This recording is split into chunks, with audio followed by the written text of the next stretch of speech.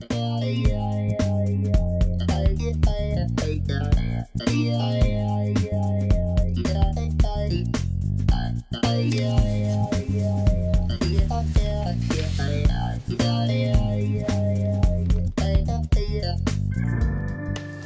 guys, it's Louise here, and we are back with our series 7 Days to the Resurrection. Today is day 4, and today I've got a lot of things to tell you guys. Well, I mean, at least it seems like a lot, and I'm really excited, so let's just go ahead and jump right into it.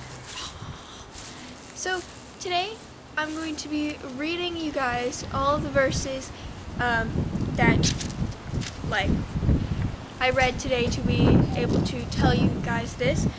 But if you would like to read along with me or just read and then come back, every time I read, the verses will appear right here as they always do, and you guys can read along with me or just pause the video and read for yourself.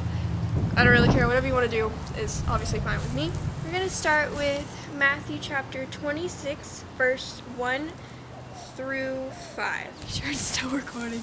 Okay. When Jesus had finished saying all these things, he said to his disciples, "As you know, the Passover is 2 days away, and the Son of Man will be handed over to be crucified." Then the chief priests and the elders of the people assembled in the place of the highest priest, whose name was Caiaphas, and they schemed to arrest Jesus secretly and kill him. "But not during the festival," they said, "or there may be a riot among the people." What did those verses mean? We're starting with Jesus.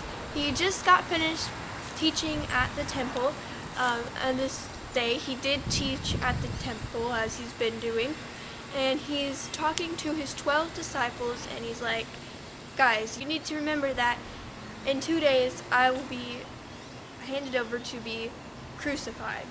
And the disciples do not believe this, but as they're having this conversation, the Pharisees are having a secret meeting discussing how and when they want to kill Jesus. So, it's gonna happen. So we're gonna go ahead and take this all on at once, and we're going to read Matthew chapter 26, verse 6 through 16. So it's kind of a lot. So if you want to skip through this part or just read it yourself, whatever you want to do is fine. I'm going to go ahead and read it out loud though. "While Jesus was in Bethlehem in the home of Simon the leper, a woman came to him with an alabaster jar of very expensive perfume, which she poured on his head as he was reclining at the table. When the disciples saw this, they were indignant. 'Why this waste?' they asked. 'This perfume could have been sold at a high price and the money given to the poor.' Aware of this, Jesus said to them, 'Why are you bothering this woman? She has done a beautiful thing to me. The poor you will always have with you, but you will not always have me. When she poured this perfume on my body, she did it to prepare me for burial.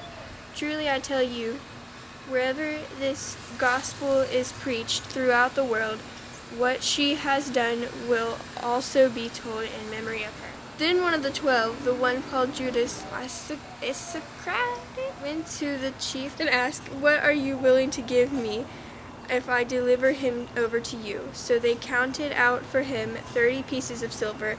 From then on, Judas watched for an opportunity to hand him over." So that was a lot, but we're going to go ahead and I'm just going to tell you guys what happened. So what's happening is Jesus and his 12 disciples are having a meal, and they're eating dinner, just rubbing out, enjoying time. And this girl walks in, and she pours this oil or perfume on Jesus. The disciples get mad, and they're like, "Why would you waste this perfume when we could have sold it for a higher price?" If you want to see this for yourself, in John chapter 12, verses 1 through 8, it tells us that the disciple who got angry at this girl for pouring the perfume on Jesus was Judas. We will talk about that later, but let's go ahead and continue on with this story. So Jesus tells them basically that you don't need to bother this woman for doing this to me.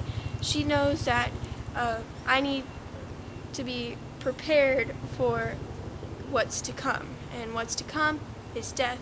And if you don't know, like, pouring the perfume on people before they die was something that they did back then.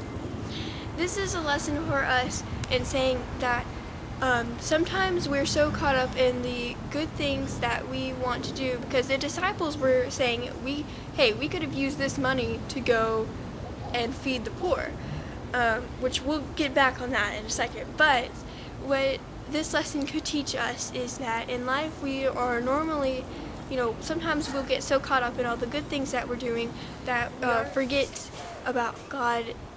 We forget to thank God for, sending a Savior and all of that. So that is the lesson that you can get out of the disciples, like, hey, we want to use this money to feed the poor, when, she poured that oil on Jesus to prepare him for death. So, that's that. After this happens, Judas goes to the Pharisees, and when they're having the meeting, and he asks them how much money he can get for selling Jesus to them, so that they can have Jesus to kill him. Judas was going to sell Jesus out, and not to mention he was the one just talking about using the money for the perfume to feed poor people, when he might have just want that money for himself. So yeah, I think that's all that I have for you guys today.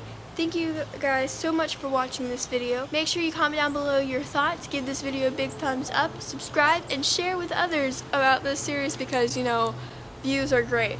I'll see you tomorrow. It just gets more interesting each day. So make sure to tune in tomorrow, and I love you guys, and goodbye. Helps me be able to explain it better, and there is like hair all over this hair. One called Judas. What are you?